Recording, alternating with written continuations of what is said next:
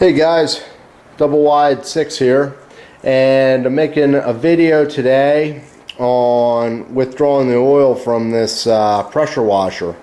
I've had this pressure washer for quite a while. I use it a lot.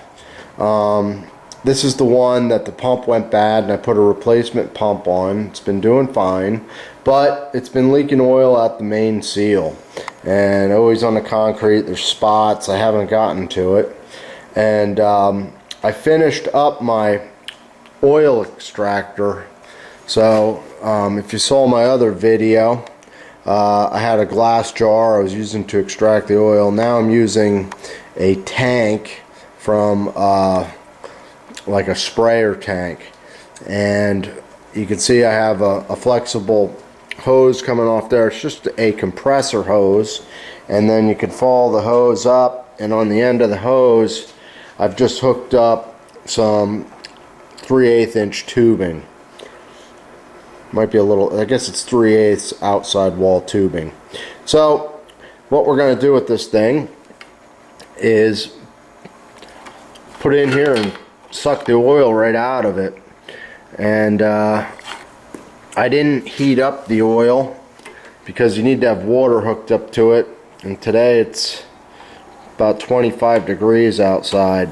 So I'm just going to feed this thing down into the oil basin like that, and I wired this thing up, so all I have to do is hit the switch, and there you go, it comes on, and you can see it's drawing oil. So we kind of missed that, it turned black, but you can see it draws the oil very quick.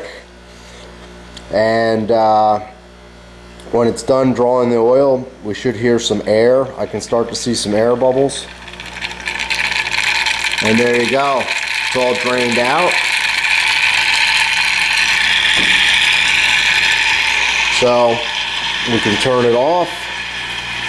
I have the hose up here just so it doesn't get kinked right here. And that's all there is to it to pull the oil out of your equipment. So it's pretty fast and pretty convenient. Just a quick note for you. I went back and just tried to suck the remaining oil out, and I realized if I tipped the machine to the side, I was able to get a few more ounces of oil out. So if you're going to use this method of extraction, what you'd want to do is just kind of tilt the oil towards the bottom of the dipstick, and that should allow you to get all your oil out.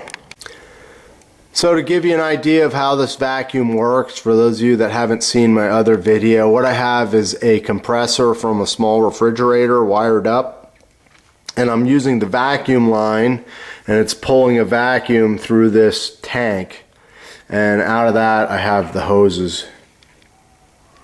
I think this tank is about 1.5 gallons, but I'm not exactly sure.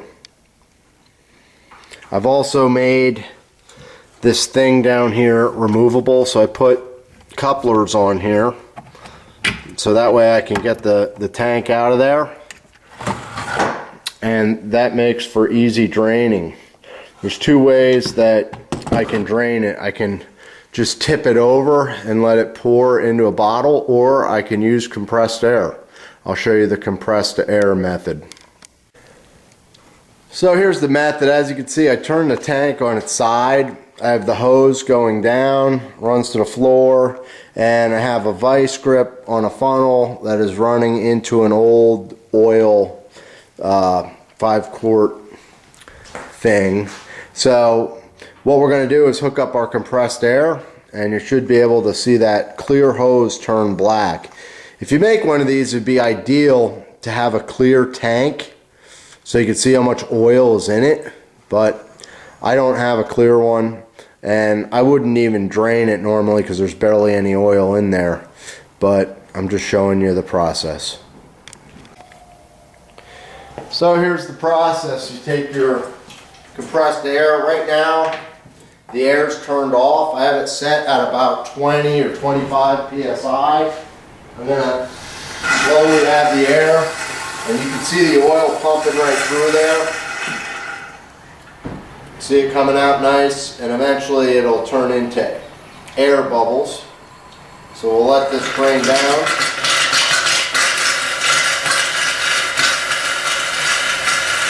And that's it. So here's one more look at the system. You have your yellow tank, and then in the back is the vacuum.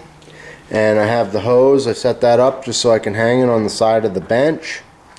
And it really seems to be a good, efficient system, and I'm planning on using it all the time. And I like the fact that I wired it with a switch. It's nice and quiet. I won't have to drain the tank except after about every 3 or 4 oil changes. That's why it would be really nice to know how high that level is. But anyhow, it's easy to drain with the compressor, or if you look closely, I drilled a hole down there. What I can do is take it and just hang it upside down and let gravity do the work.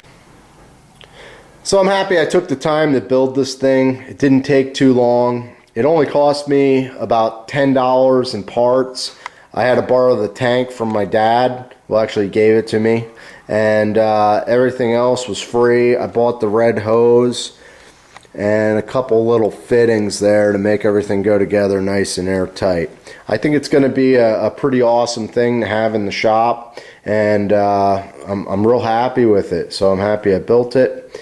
And if you don't know who I am, I'm Double Wide 6. I have a bunch of videos. If you're interested in making one of these units, I do have a video on how to wire up one of those compressors, and you can check out my channel. A bunch of small engine stuff and random fix-it videos.